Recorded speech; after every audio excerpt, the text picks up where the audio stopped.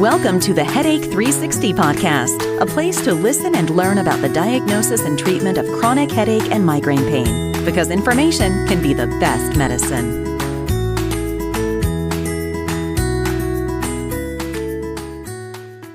Well, hello again after a long while.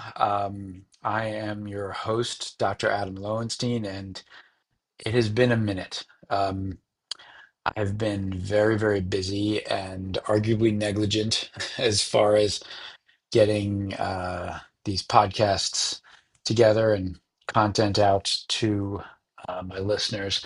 I I remain humbled by everybody's continued listening to the podcast that we have, and actually the really the number of awards that we've gotten um, for the headache related content that we've put out. Again, very grateful for everybody who's listening, and obviously to all of my patients as well who have been um, listening to the podcast. Let me tell you what I've been doing though. I've been operating, taking care of patients. Number one, number two. I've been writing a book that is finally done, published last month or so, and it is called Headache Surgery: Understanding a Path Forward. And I'm really excited about it. It's actually the only patient-facing book about headache surgery out there.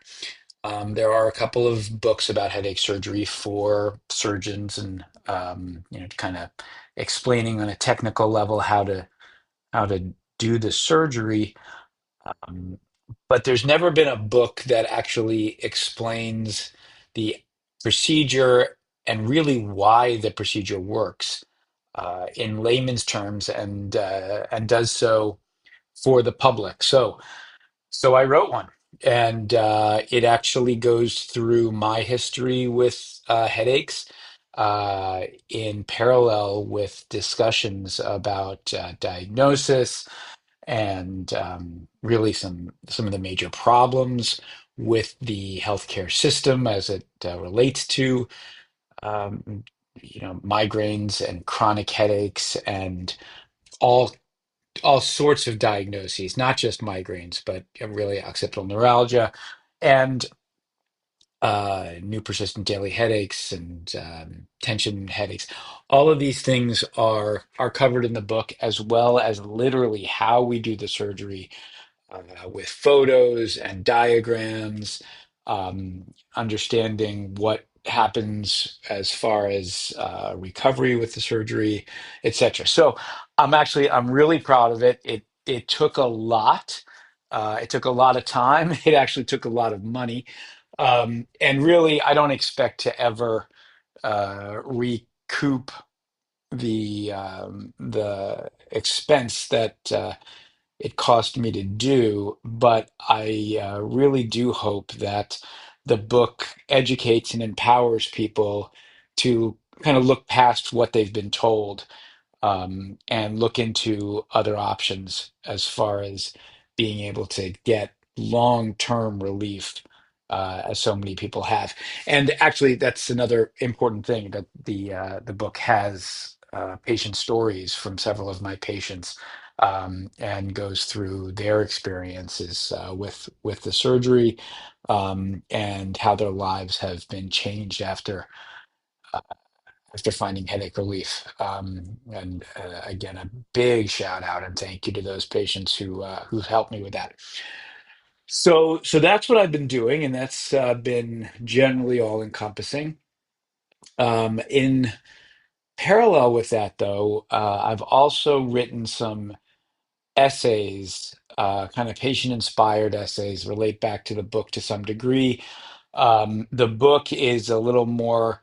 Um, I don't see hands-on as far as photos and descriptions and just really plain language about what the surgery entails and whatnot. But these essays, um, I've I've also been writing and I've shared them with a couple of patients who really enjoyed them. So as an ongoing re-up for for the podcast, I thought I would read um, an essay in podcast form.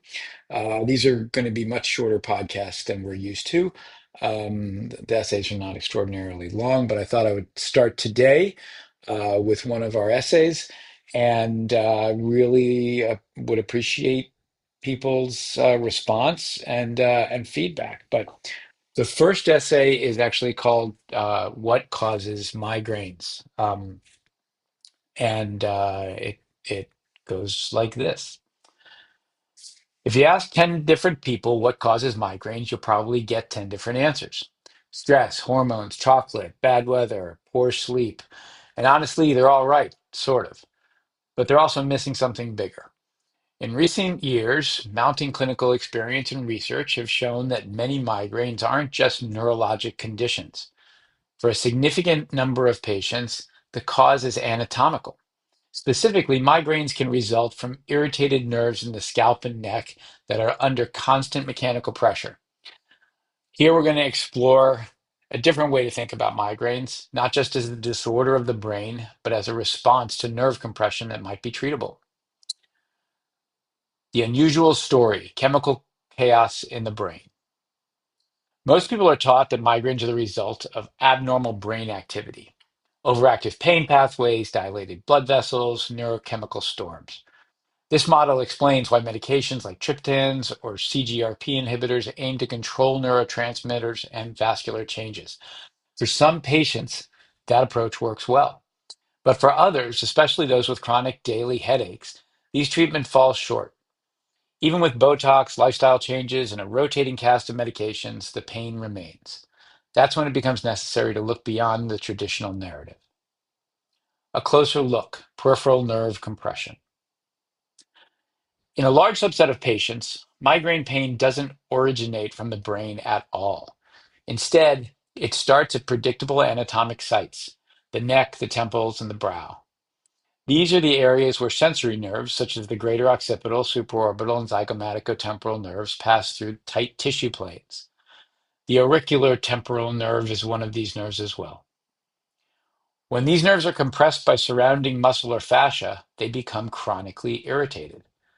This irritation can trigger symptoms identical to a classic migraine: throbbing pain, nausea, photophobia, and more. The only difference is where it begins. Another nerve compression syndrome that's commonly understood is carpal tunnel syndrome. In this case, the median nerve in the wrist gets compressed, leading to pain, tingling, and weakness in the hand.